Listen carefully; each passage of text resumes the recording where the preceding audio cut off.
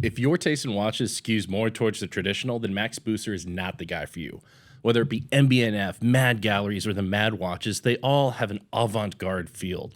And even the latest edition of the Mad 2, it looks close to a traditional watch, but it definitely skews from the traditional. So let's get into it.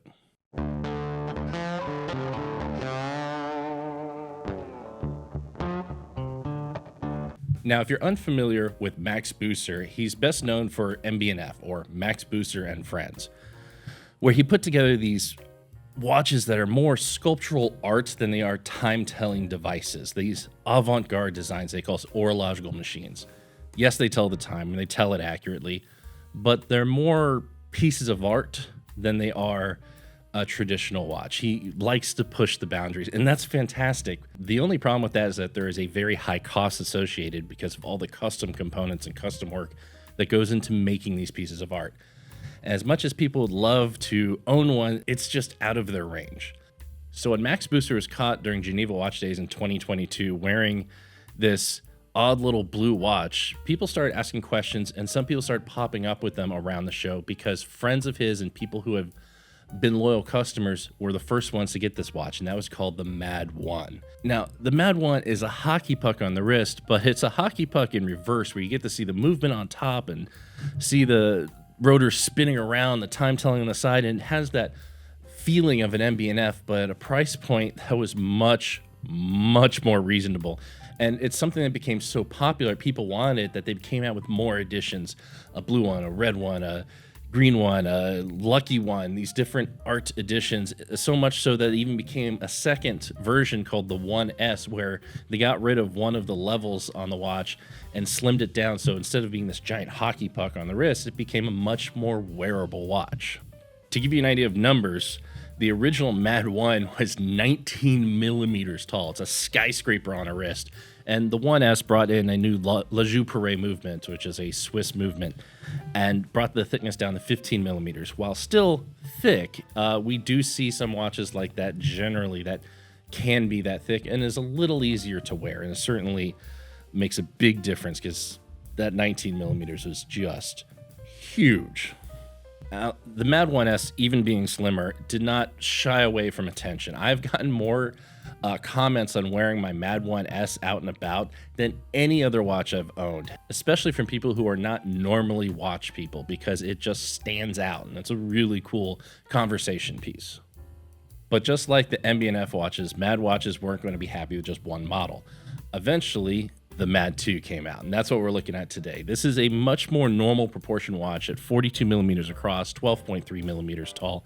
The designer of this watch is Eric Girard. He's known for working with Max Booster on the MB&F watches and different horological machines, so it felt natural to bring him in for the Mad watches. And this Mad 2 comes from his own personal experience. If you look at it, you'll see that the two subdials are meant to look like vinyl records, and the pointers on them are guitar picks, and the time is just going around the vinyl records. This comes from the fact that Eric was a DJ in the 90s. He liked going to clubs and being a DJ, so this brings back that DJ turntable feel to it. And if you miss the fidget spinner-esque-ness that was the Mad 1 with the spinning weights of the Mad 1, the Mad 2 does not disappoint here.